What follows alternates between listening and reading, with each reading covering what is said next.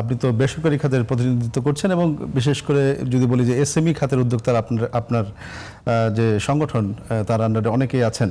তো আপনাদের যে প্রত্যাশা ছিল, আপনাদের তো অনেক পরামর্শও ছিল বাজেটের আগে, তো কতটা পূরণ হলো সেই প্রত্যাশা এবং প্রাপ্তি মধ্যে যেই কোনো ফারাক, এটা কতটুকু আসলে?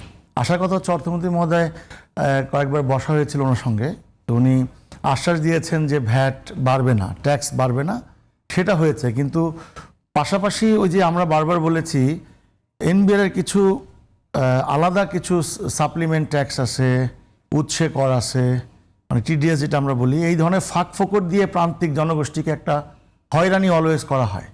তো সেখানে জন্য প্রান্তিক ব্যবসায়ীরা মানে একটা ট্যাক্স লয়ারের কাছে যাবে, ট্যাক্স লয়ার এনবিআর কর্মকর্তার সাথে দেন দরবার করবে, ট্যাক্স লয়ার কিছু পাবে, কিছু সরকার পাবে, কিছু এনবিআর কর্মকর্তা পাবে, ব্যবসায়ীরা কিছু ছাড় পাবে।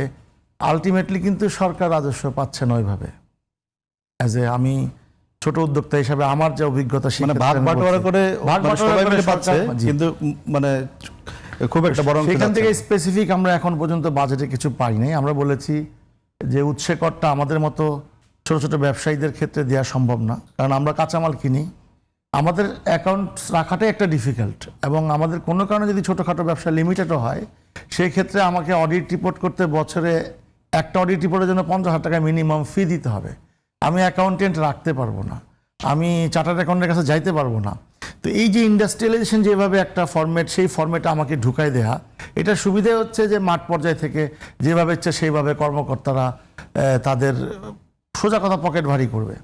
তো এইটার ব্যাপারে আমরা সুনির্দিষ্ট কিছু পাইনি। আমরা আরও 2-1 দিন অবজার্ভ করে আমরা এই বিষয়ে সরকারের কাছে আমরা আবার একটা সংবাদ সম্মেলনের মাধ্যমে হোক, চিঠির মাধ্যমে হোক জানাবো। সরকার যেন স্পেসিফিকেশন করে যে প্রান্তিক ব্যবসায়ীদের কি কি আরও ছাড় দেওয়া গেল। আর আরেকটা বিষয় হচ্ছে যে ধরেন যে এই যেটা 3 মাস পরে দিতে বললো ভ্যাটের টাকাটা, আমি এটাকে একমত না। কারণ আমরা এমনি ক্ষুধার্ত মানুষ, সরকার এটা তো জনগণের টাকা, আমি জনগণ থেকে ভ্যাট আদায় করে, ভোক্তা থেকে ভ্যাট আদায় করে রাষ্ট্রীয় কোষাগারে জমা দিচ্ছি। 3 মাস আমার কাছে থাকাটা এটা ডেঞ্জারাস। আমি তো কোথাও খরচ করে ফেললাম, দেখা যাবে যে আমি 3 মাস পরে ফেরত দিতে পারছি না। বড়দের ক্ষেত্রে আরও সমস্যা হবে।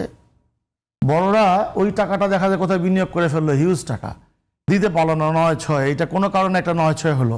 তো আমরা বলেছি যে, আমি বলছি পার্সোনালি সরকারের কাছে আপিল থাকবে, ওইটা প্রতি মাসে যেভাবে নিচ্ছে সেভাবেই নেক, কিন্তু এনবিআর কর্মকর্তার কাছে যেন যাওয়া না লাগে। আমরা যেন ডিজিটাল প্রযুক্তিতেই ভ্যাটটা জমা দিতে পারি, সেটা এনশিওর করা।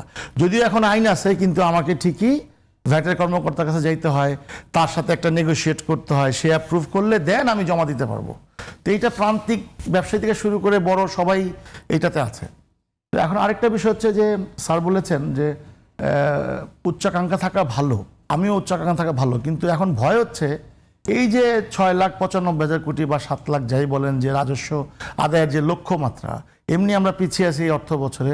ধরে নিলাম ইউনূসের মতো অপদার্থ সরকার 12টা বাজায় দিয়ে গেছে, ধরে নিলাম, বা বিগত সরকারের যারা বলছেন যে জঞ্জাল রয়ে গেছে, কিন্তু এই সরকার কি রাতারাতি এটাতে সম্ভব কিনা, এইটা একটা বিষয়। ভয় হচ্ছে এখানে যে আমাদের যারা ব্যবসায়ীরা কর দিচ্ছি, আমাদের উপর নাকি আরও বেশি চাপ চলে আসে এখানে।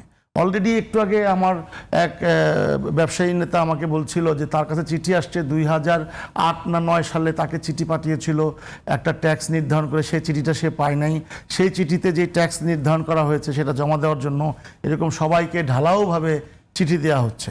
তো বিষয়টা হচ্ছে যে ওইটা নিয়ে তো আরেকটা ঝামেলা হবে, সেই ট্যাক্সের সাথে আবার সুদ, আসল, চক্রবৃদ্ধি কীভাবে একটা এনবিআর চার্জ করে। তো সেখানে তো একটা ভয় রয়েই গেল। আমার কথা হচ্ছে যে দেখেন, আমরা 3-4 মাস যাবৎ এনবিআরের সাথে বসেছি, বিভিন্নভাবে মিডিয়ার মাধ্যমে বলেছি যে আপনারা ট্যাক্সের আওতা বাড়ান, ভ্যাটের আওতা বাড়ান।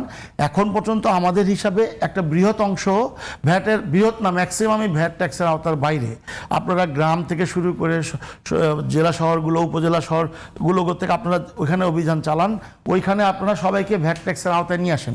ইভেন আমিও প্রপোজাল করেছিলাম যে এমন একটা সিস্টেম করেন যে ব্যবসায়ী যদি অ্যাকাউন্ট করতে যায় সে যেন ভ্যাট নিবন্ধনের আওতায় আসে। অলরেডি সরকার ঘোষণা করেছে যে প্রত্যেকটা বিজনেস অ্যাকাউন্ট হলে ভ্যাট নিবন্ধন করতে হবে। যদি ভ্যাটের জন্য এলিজিবল হয় তাহলে ভ্যাট প্রদান করবে, না হলে করবে না। তাহলে আমরা বলেছি যে এগুলো যদি করতে পারে, কেন পারবে না? না পারার কোনো কারণ না, নেই। আপনি আপনি যেটা বলেছেন আরেকটা বিষয়, জি। যে ওনার আশেপাশে যারা আছেন, ওনাদের অনুগত বা ওনার কাছাকাছি, তারাও যদি ঠিক মতন ভ্যাট ট্যাক্স দেয়, তাহলেও একটা বিশাল রাজস্ব সরকার পাবে বলে আমরা বিশ্বাস করি। না, আপনি ভয়ের কথা বললেন, কিন্তু ভয়টা কেন? আপনি আপনার করতে দিবেন, এখানে ভয়ের কি আছে? এই যে আপনার বাঘে ছুঁইলে নাকি 18 ঘা, পুলিশ ছুঁলে 36 ঘা, এনবিআর যদি ছোঁয় কত ঘা সেটা গুণে শেষ করতে পারবেন না, 144 ঘা হবে। এটা যে ব্যবসা করে, প্রান্তিক হোক আর বড় ব্যবসায়ী হোক, দেখেন যারা লুটেরা তাদের পক্ষে কথা বলতে এখানে আসি নাই। আমরা বলেছি সিস্টেমের কথা। আপনি এমন একটা সিস্টেম করেন যেই সিস্টেমে আমরা সাধারণ মানুষ ভ্যাট ট্যাক্সটা ইজিলি দিতে পারবো। আপনি এমন একটা সিস্টেম পেঁয়াজ গোছ দিয়ে করবেন, আমি আপনার কাছে ধরা। পৃথিবীর কোনো শক্তি নাই আপনার ক্ষমতার বাইরে যে আমি কিছু করতে পারবো। ওইটাই আমরা অ্যাড্রেস করছি, ওইটাই বারবার বলছি সরকারকে, যে বুঝতে উনি আশ্বাস দিয়েছেন সহজীকরণ করবেন। এখন দেখা যাক কিভাবে সহজীকরণ করে।